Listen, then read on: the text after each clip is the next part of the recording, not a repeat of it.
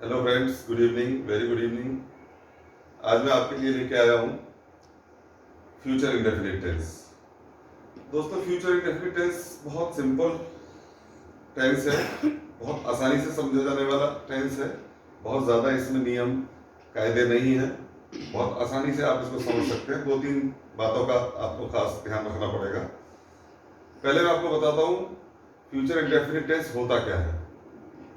देखिए, जब हम निकट भविष्य में कोई काम करेंगे, कोई काम फ्यूचर में हम करेंगे, तो हम उसको फ्यूचर इंडेफिनिट में रखते हैं। आज देखिए, मैंने पास्ट इंडेफिनिट का वीडियो डाला, प्रेजेंट इंडेफिनिट का वीडियो डाला, आज मैं फ्यूचर इंडेफिनिट का वीडियो बना रहा हूँ।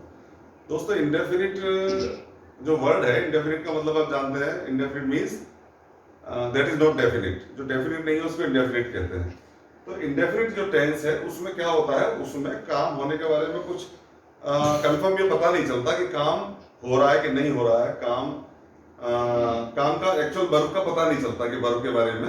वर्ब इंडेफिनिट होती है, इसीलिए हम प्रेजेंट इंडेफिनिट कहते हैं कि हैबिचुअल एक्शन होता है। हैबिट्स पता कर लेते हैं इससे, और हिंदी में पहचान के लिए बता देते हैं कि ताहे तहती आता है। ऐसे पास्ट इंडेफिनिट में हम कह देते हैं कि जो काम पास्ट में हमने कर लिया, कोई एक काम सिंपल, मैंने दूध पिया, आई ड्रिंक मिल्क, मैं दिल्ली गया, आई वेंट टू दिल्ली, तो ये पास्ट इंडेफिनिट हो गया।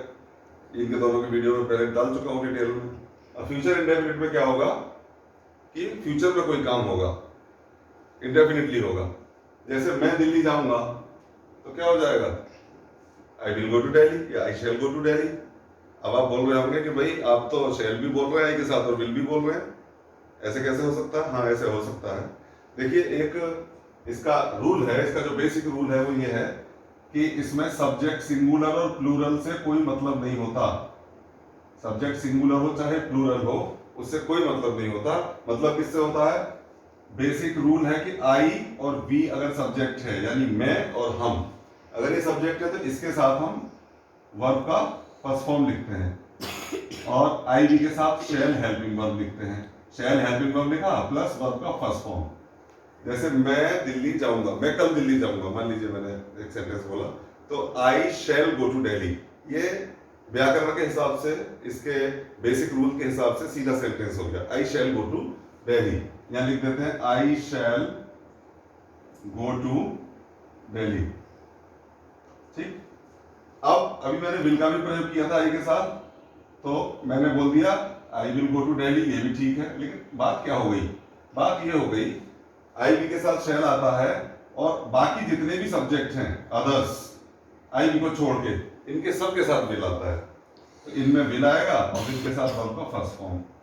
अब बात ये चल रही थी कि हमने आई के साथ विल का प्रयोग कर दिया, तो होता क्या है कि आई वी के साथ भी हम विल का प्रयोग कर सकते हैं और अदर्स के साथ भी हम शैल का प्रयोग कर सकते हैं। बस एक बात ये हो जाती है कि जब हम अपनी बात को एम्फेसाइज करते हैं, जब हमें अपनी बात पे बहुत ज्यादा जोर देना होता है, तो हम क्या करते हैं कि हम इनके हेल्पिंग वर्ब्स को बदल देते हैं। तो आई वी के साथ विल हो जाता है और बाकी सबके साथ शैल हो जाता है।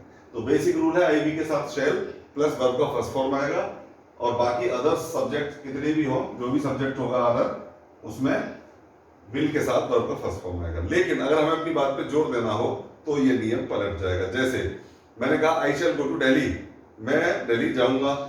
अब मैं दूसरा सेंटेंस बोलता हूं, मैंने आपसे कहा आई शैल गो टू दिल्ली, आप बोले नहीं नहीं आप नहीं जाएंगे, आप तो ऐसे बोलते रहते हैं। मैं कहता हूं नहीं भाई, मैं जरूर जाऊंगा, मैं कल दिल्ली जरूर जाऊंगा।